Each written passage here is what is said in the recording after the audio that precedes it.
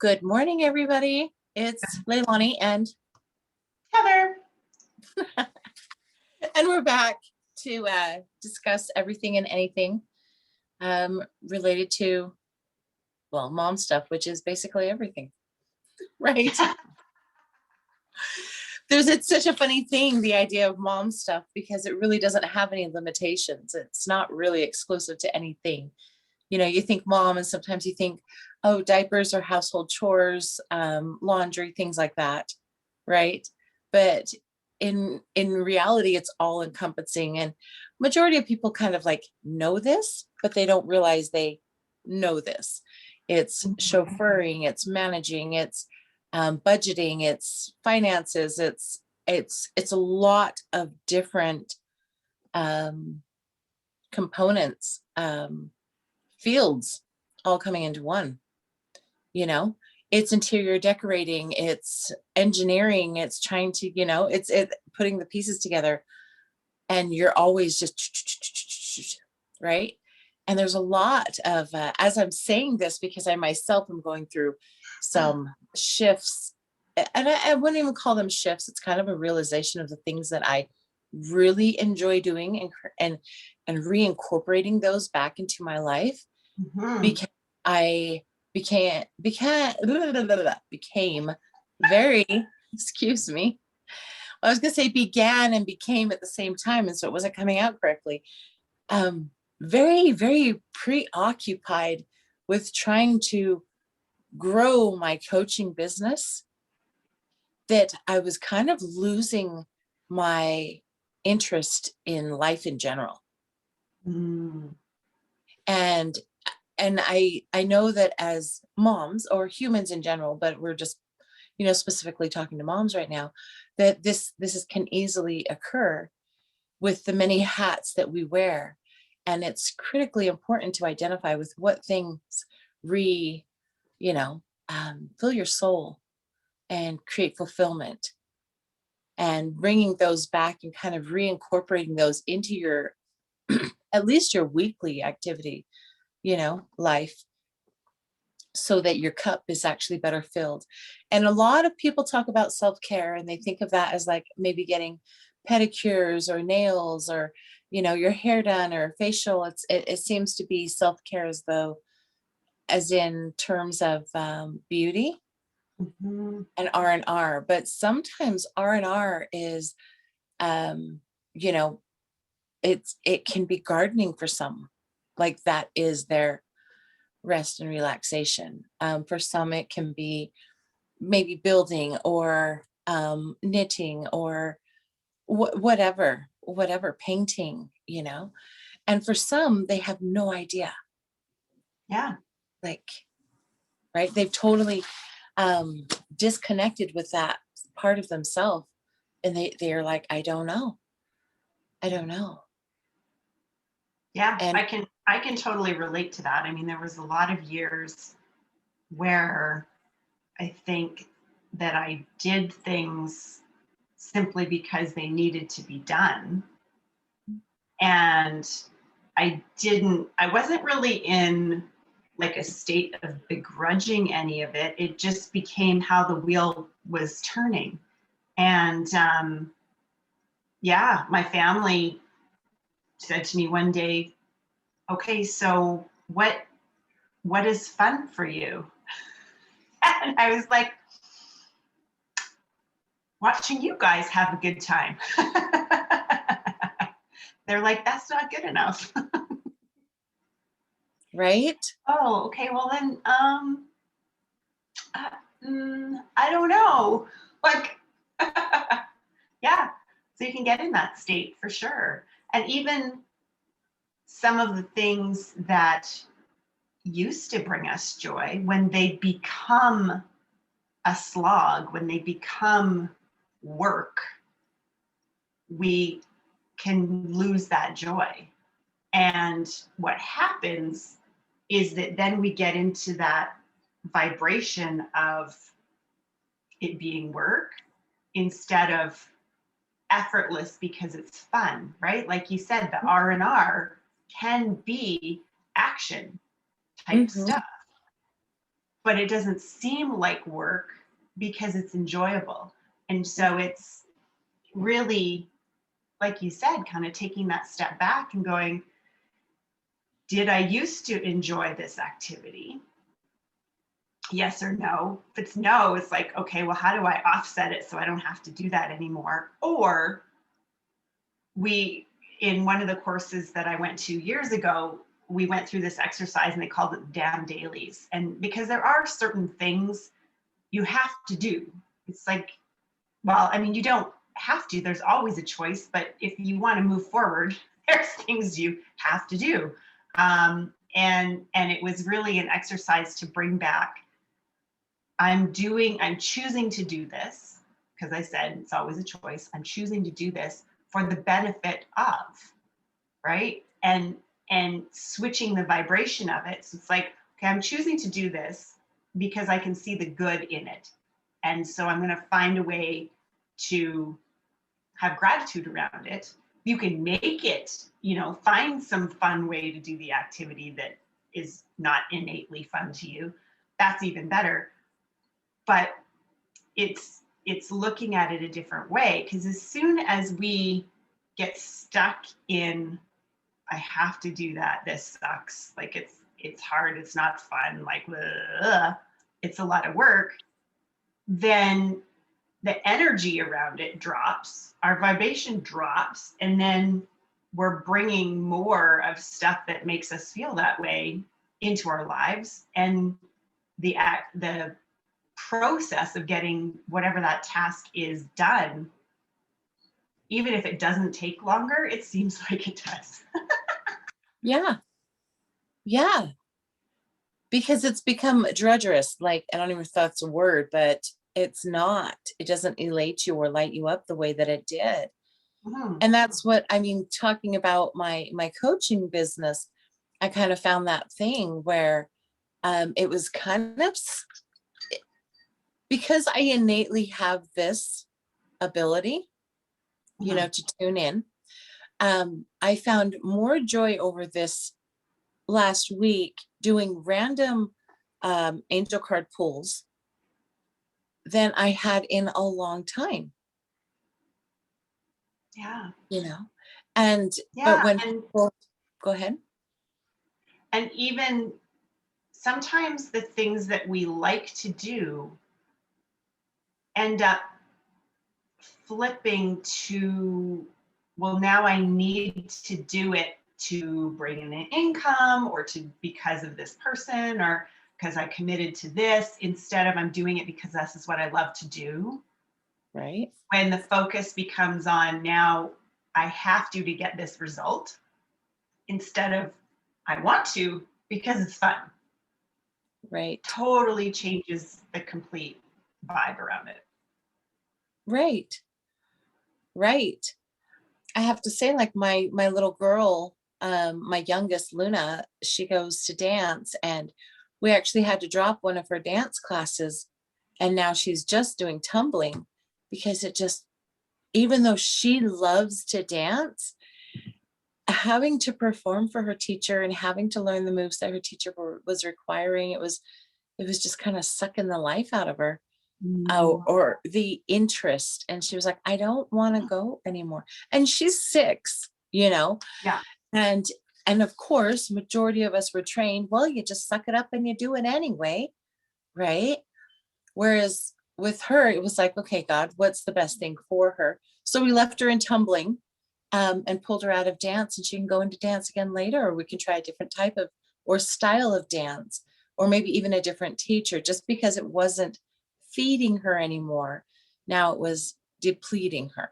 And I think that that is a line that we ride as parents, is teaching our kids commitment, Mhm. while also recognizing that not every decision that's made is going to be for the benefit of. And so, yeah, it's like, okay, well, yeah, you said you wanted to dance, so is it going to be best to be like, you made this commitment, you're going to follow through, or it's going to be like, we all thought this was going to be a good thing. This is no longer filling you up. And so let's, Yeah. reroute our efforts into something more fruitful for everybody. But it's Right. that line, right? As It parents, I is. mean, I know I've been through that too, where it's like, you said you were going to do this, you thought you would enjoy this, and now, with the boys, it's like, okay, well, you've committed to a team, like they are now counting on you.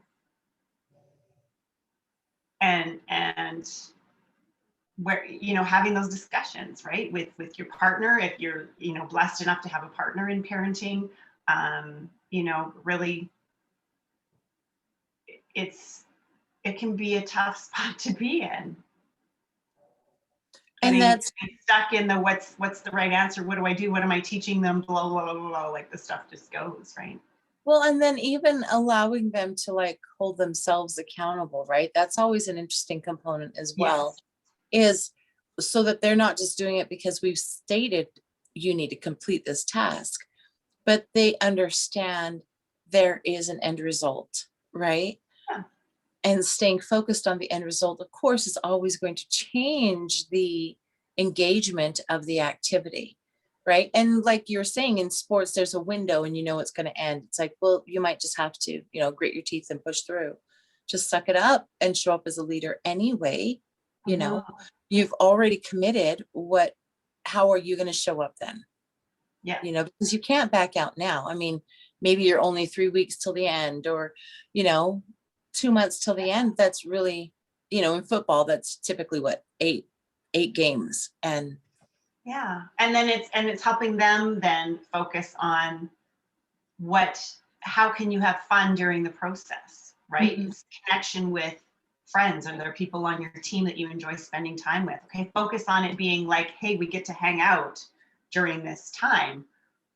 Maybe I Yeah, don't enjoy the activity itself, as its own entity, but I get to hang out with my friends and be outside, or yeah, whatever the activity is, right? It's like, yeah. let's focus on what there is that is good about it. Right. And even that will come to an end. I think Yeah. that big thing is helping them understand that, hey, nothing lasts forever. It really doesn't. Everything comes to an end. With my 6-year-old in dance, there really is no end in sight. You go to dance and it just kind of rolls over, and they just do these little recitals and then it just keeps going. Mhm. So that one, it's easy to say, okay, this isn't serving you anymore. There's not a window that it exists in. Yeah. It's kind of ongoing. So we'll go ahead and pull you out and give you a little break. And then, we'll look at something else a little later, like a different style of dance, and see if that um, fills your cup a little more, makes you feel more ignited. Whereas sometimes with the boys, it was like, bro, you've got 4 games left. Suck Yeah. it up. Like, We're going to do some real thinking about whether you go back into it again, right? Like, yeah, and really going to think about it, right? Like, let's think about that last season and how that went. Because sometimes when the kids take a break, then they're all excited about it again. And I know we've had discussions, with at least one of our kids, where it's like, okay, we'll totally back you if you're totally pumped about getting into this again. Just want to, bring up what happened 3/4 of the way through the season. Like, how are we going to deal with that if that happens again?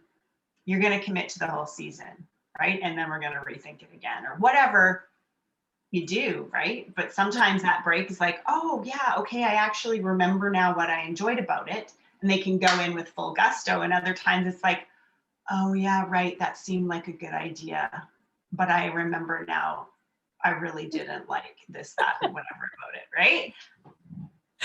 exactly. And I think that that's such a critical thing, because like you said, I have had that oftentimes with my own children, where they have the break, it's a forced break because the season's over. And then it starts up and they're like, we want to go back. And I'm like, but do you? Do you? Do you Because remember? I don't want to have to be dragging you out, right? And so like then they have to come to the table with a different level of commitment. Like it Yeah. offers these different things. And then even when you're in the season for it's like, well, this is what you chose. This is why you chose it. Mhm. So then we implement different tools to assist them with completing it. It's like focus on the end result. How's it going to be? How's it going to feel to be in playoffs? How's it going to feel to win this game? Let's take it one game at a time rather than it's another 3 months. I mean, it's actually, by then the season would be over. That's the very beginning. So that would be, But but it is that line though, raising children, and even internally, right? As us as adults, I think that there's a lot of past history around how those kind of things were dealt with in our own lives growing up, as to that tend to guide whether we're going to try something new, agreed. right? For ourselves, it's like, do I really want to commit to that for that long? What if I don't like it? What if this or that or whatever? Because I've been taught once you're in, you're in. Like you're pot committed. It's like you're doing it, whether you decide you hate it or not, you're in it, right? Can really deter from exploring and getting curious, right? I agree. And I'm so glad you went there with this conversation because that's kind of what we were touching on in the beginning. It's like I remember being a little girl and I always wanted to make chocolate chip cookies, but I was like 8. And so when it came time to actually, and I always had to double the batch because of the size of our family, which is really funny to me because now we Only quadruple, double? right? But as a little girl, we doubled. That was a lot, right? Yeah. But that's why I laugh because now we always quadruple everything because of the size of my current family. But I would get into the process of having to actually make the cookies, wait for the cookies, take the cookies out, load more cookies onto the cookie sheet.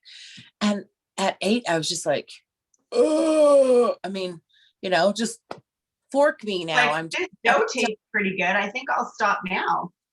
right. Exactly. I'm like, why does it even have to be cooked? It was before there was cookie dough stuff and that was acceptable. It's like, oh no, we're just gonna eat this raw dough. That's just gonna be okay. Right. But I would get in trouble for not finishing cooking the cookies. Oh. Like that's my point, is that I would start this process because I wanted to eat the cookies. And then of course I wanted to share it with everybody. So I would double the batch. And that wasn't so hard because my mom had a KitchenAid mixer and I would just throw everything in and it did all the work, you know. But then when it came time for me to actually scoop and place it on the cookie sheets, wait for them to bake, take them out, take them off, do it again, I it I hated it. And then I began to hate cooking, right? Because then I was like, I was done. I was 8. I wanted to go play now. I've made 3 sheets of cookies. I'm good. I've already eaten what I want. I just had this visual of, it's like there's 3, pans of it already done, and there's still dough in the thing going, I'm just gonna dump this. Nobody needs to know that there's more dough.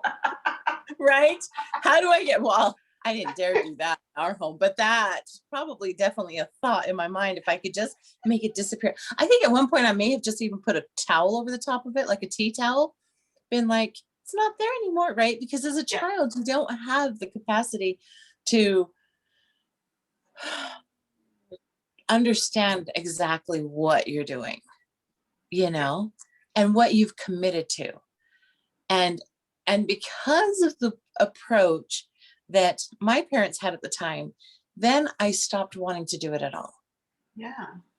And I Yeah. completely Instead of withdrew. being like, okay, Miss Independent, like you go for it. And then when, it's like, okay, I can see that this is no longer fun. It's like, all right, we're gonna make this fun. We're gonna turn up the tunes. We're gonna like sing this out. We're just gonna find a way to make this fun and get this done, right? Yeah. Or even as yes, like if they would have been more involved to maybe make it more fun. Or it's a funny thing because I can almost feel if I would have been able, what if I would have been able to leave and then, my mom go ahead and finish it up if she's available for it, of course.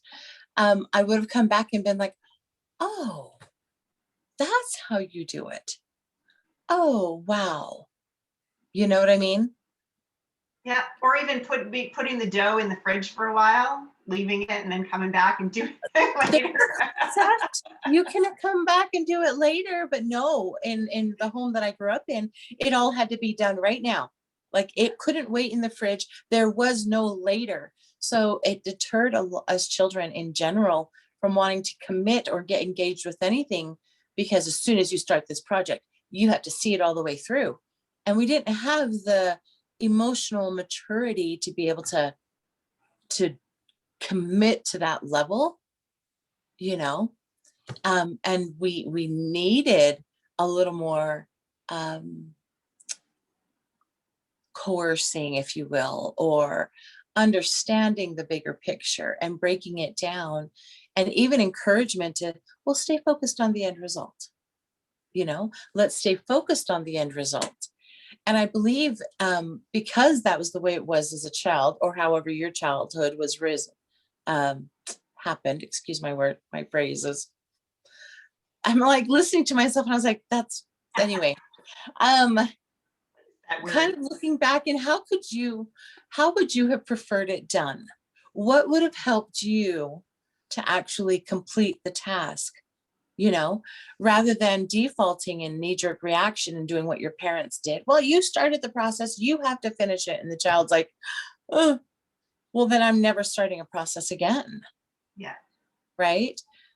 But instead, what would you have preferred?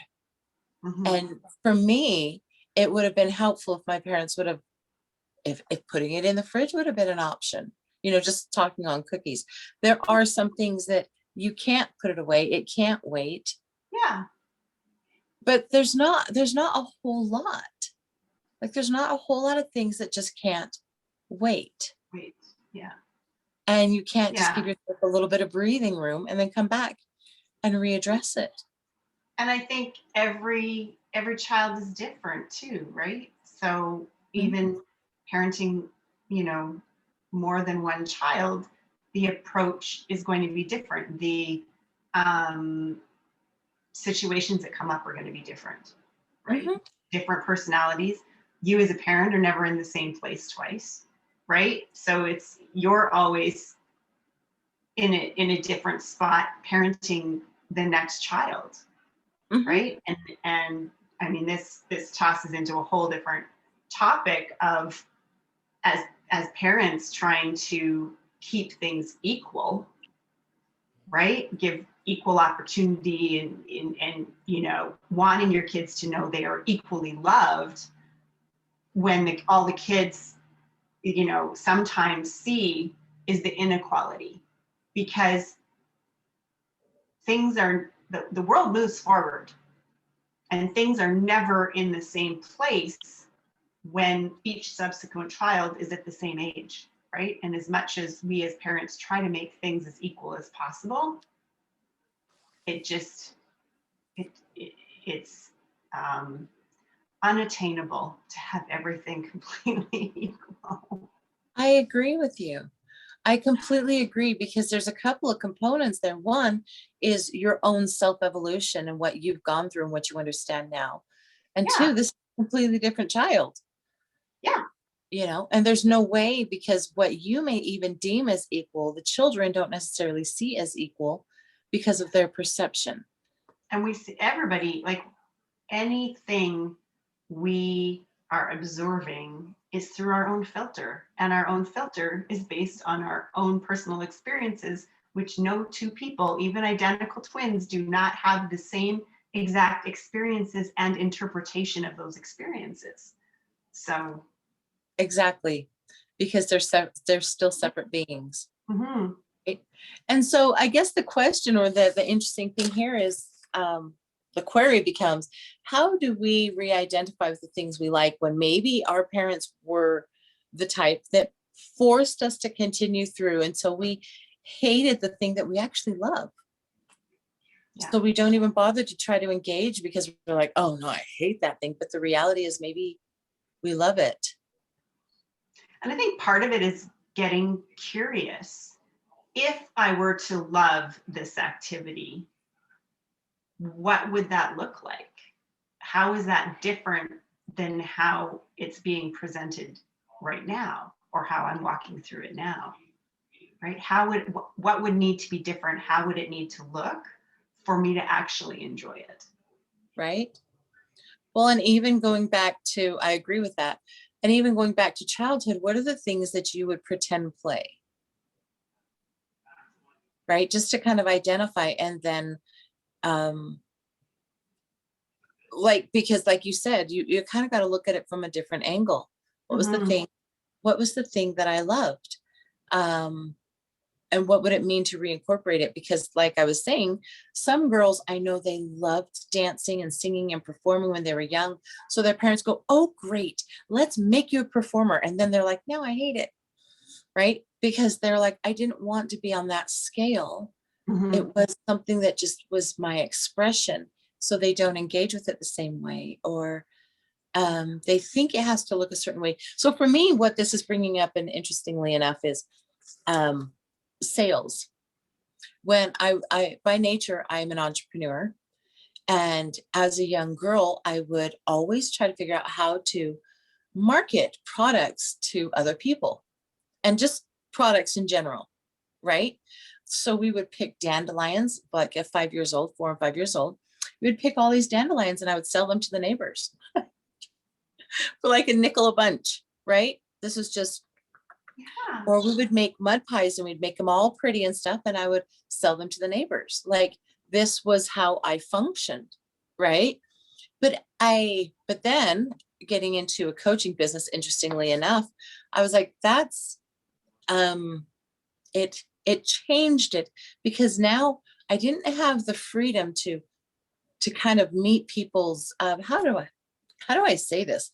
It was um all the counseling that was coming was saying it has to look like this. It has to look like this, right? And then it was so restrictive that the love began to evaporate out of it, right? The love of that engagement. And I believe that a lot of people are going through that because it has to look a certain way. Mothering has to look like this.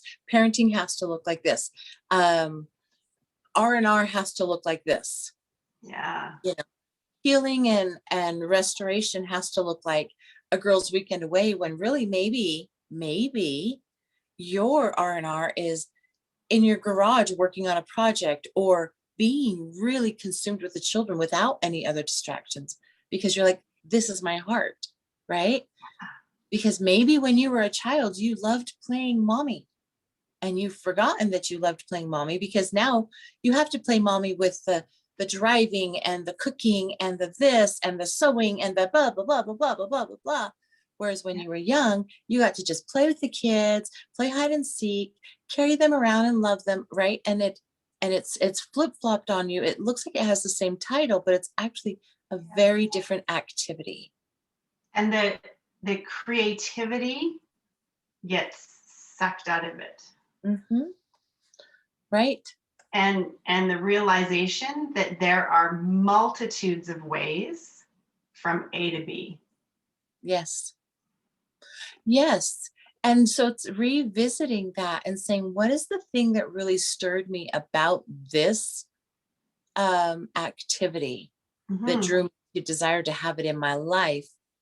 And then re implementing that, or revisiting and kind of embodying that, you know, maybe Yeah. you take a weekend of literally just play, and you leave all the rules and schedules and routines home, right?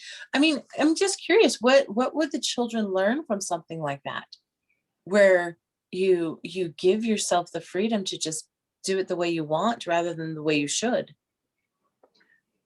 Yeah, I think um, it certainly, I would think, would be a great way to keep their creative and curious juices alive, right? Right? Like I don't even remember where we first heard the analogy of like the squashing of creativity with our education system, or with just growing up, where it's like, when you're a certain age and you learn how to hold a pen or a pencil, and you're with paper, and you're just like, any scribble you do, it's like, oh, that's awesome, right?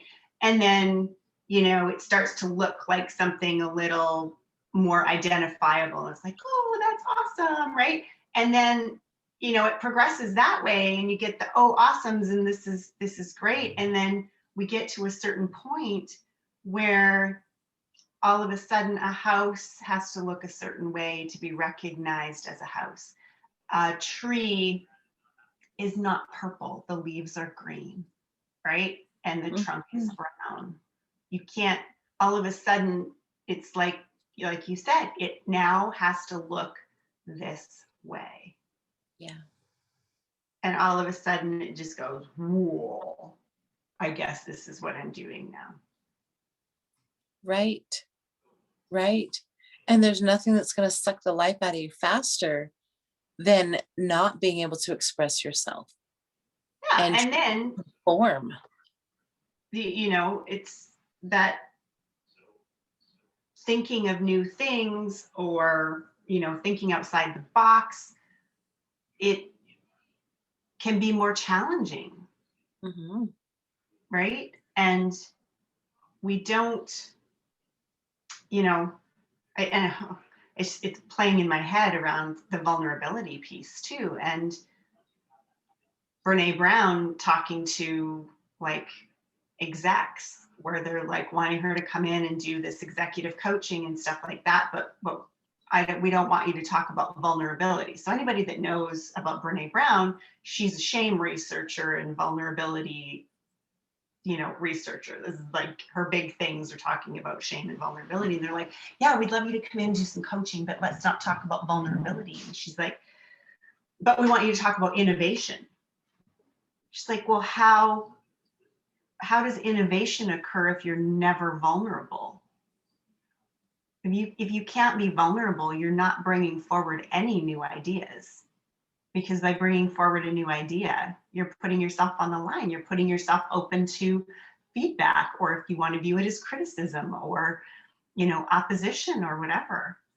And I think that plays into, well, now a house needs to look like a house, and a tree needs to look like a tree, and needs to be these colors and not these colors, and people need to be this color and not this color, or whatever. When you're drawing them, they need to have 10 fingers and 10 toes, not this and that, whatever the rules are, right? Yeah. Yeah. And even No, going back, show me what you got. What's in that head of yours? I want to see what creative stuff comes out. right. Right. And that just kind of takes me back to when we were children, even. And it was like, oh, look at so and so's picture. Isn't it so pretty? And, the message that children pick up is mine should look like that. Right. I should make mine look like that, because they don't understand that it's okay. They're trying to fit in. They don't have the emotional maturity. They don't have the ability to discern that, oh, they're just making a comment, not that they're making a standard. Yeah, or a comparison. Yeah. Yeah. Yeah. Like that person's picture isn't the standard. It's just what it is. Yeah. And that's her opinion that is the best one. Personally, I don't like the pink roof, but whatever. Right. Yeah. Yeah. And it just seems like there's this place where people need to revisit, what did I do when I was a child? What did I like as a child? And it sounds like inner child work, and to a degree it is, but without all of the trauma, just re-exploring what thing fed my soul. When I played make believe, what was I playing? Yeah. And what did I like about it? Yeah. You know? And if you didn't or don't have any memories of that freedom as a child, some kids don't have that memory, then it's, what what do you think you would have liked to do? And start role playing those things in your head of Yeah, what would that look like when there isn't attachment to an outcome. agreed. I think as Well, it's adults we attach a lot of outcomes to things. agreed. I did a card reading for a young woman last night, and it was my daughter's friend. They're 18, and we did two options. So this card reading was one lays out an option one, the other is option two. So it kind of tells you if you choose this path, this is going to look like this. And if you choose this other path, it'll look like this. The thing is she had no idea that there was a second option. Like Mm. she was so dead set that, because they're thinking about their careers and where they're wanting to go after high school and figuring this stuff out. And she was so dead set that it has to look like a traditional type of career.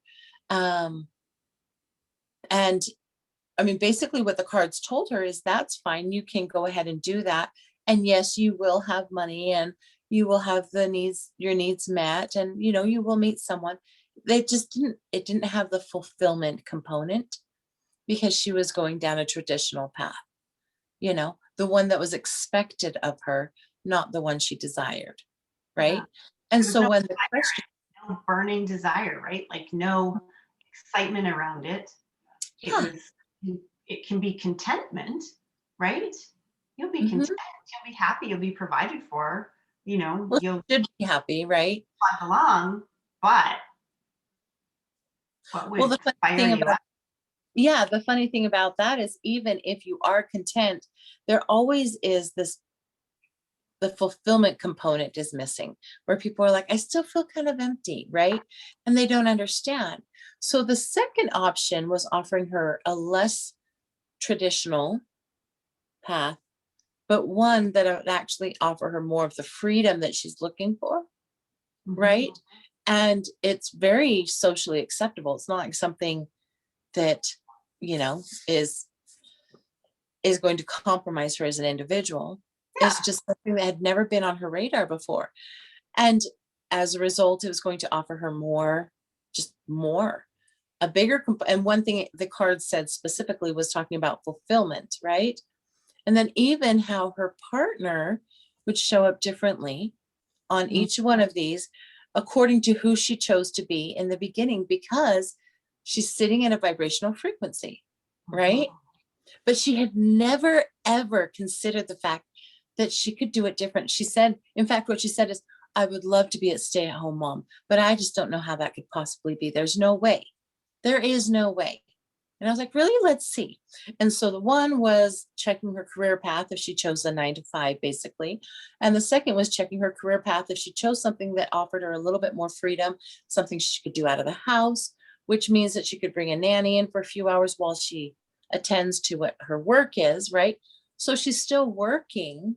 It's still a career, but Mhm. it's just approaching it different and meeting her desire of being home, right?